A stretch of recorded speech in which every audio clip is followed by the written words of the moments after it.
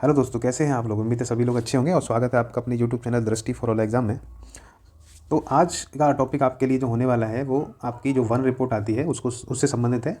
और ये इससे क्या है कि कई बार क्वेश्चन आपके सीधे सीधे बनते रहते हैं कि आपका जो भारत में वनावरण है वो कितना है, या उसमें कितनी वृद्धि हुई है, या इसका परसेंटेज कितना है, या किस मंत्रालय के अंतर्गत आता है। तो इस तरीके से चीज़ें आपकी कई बार क्वेश्चन में आपसे पूछी जाती रहती हैं। तो आज हम जल्दी से 5 मिनट में समझेंगे कि किस तरीके से वन स्थिति रिपोर्ट है भारत की, और क्या क्या उसमें प्रावधान है, प्रोविज़न है, और मेन पॉइंट क्या क्या है उसके बारे में जानते हैं।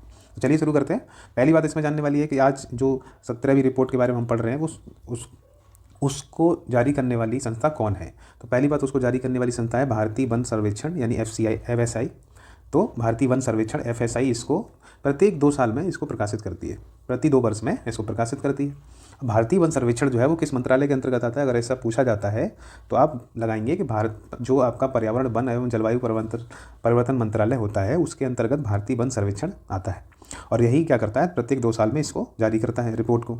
तो दूसरी बात इसमें जानने वाली है कि सबसे पहले कब इसको जारी किया गया था। तो 1987 में इसको सबसे पहले जारी किया गया था। ये आपके लिए जानने वाली बात है। ये कौन सी नंबर की रिपोर्ट है, तो 17वें नंबर की है। इस साल जो आएगी 24 में वो आपकी 18वें नंबर की होगी। तो इसमें हम जानेंगे कि 21 और 23 के बीच में क्या क्या चेंजेस रहे उसके बारे में जानेंगे। अभी वो रिपोर्ट नहीं आई है, तो तब तक के लिए आप इस 17वीं वाली रिपोर्ट रखिए कि कोई भी एग्जाम अगर आपका हो रहा है तो उसमें इससे संबंधित क्वेश्चन आ सकता है।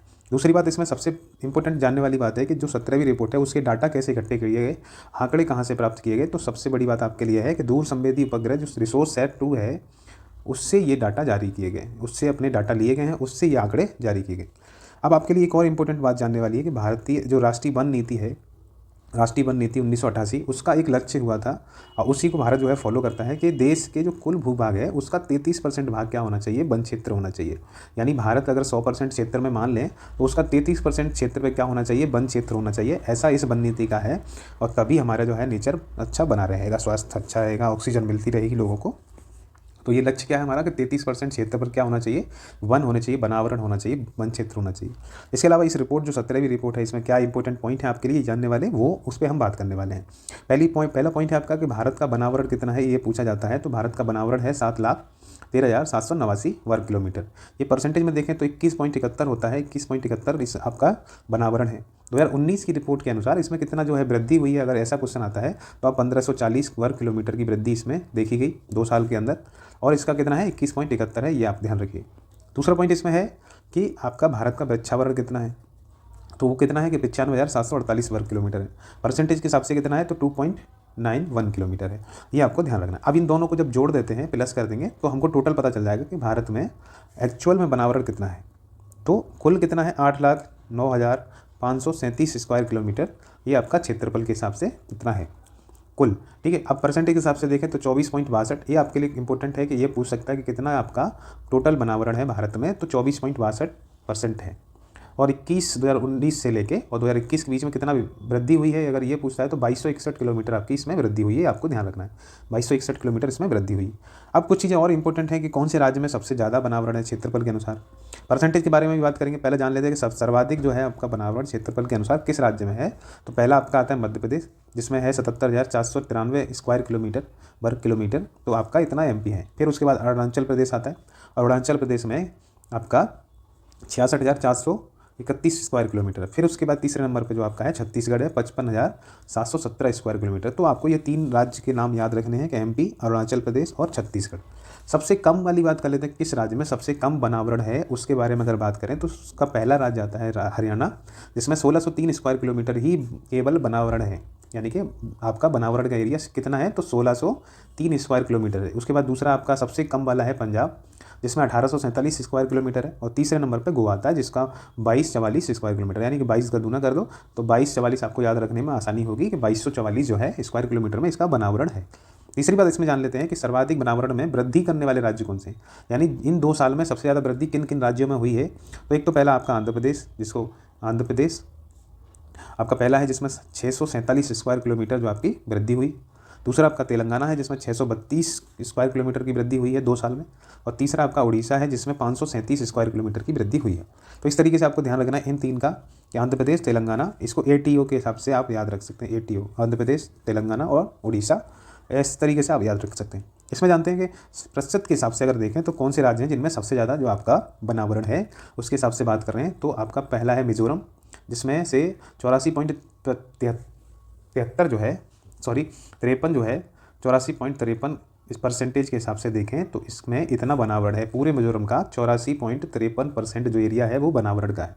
तो सबसे ज़्यादा बनावट कहाँ है? मिजोरम है।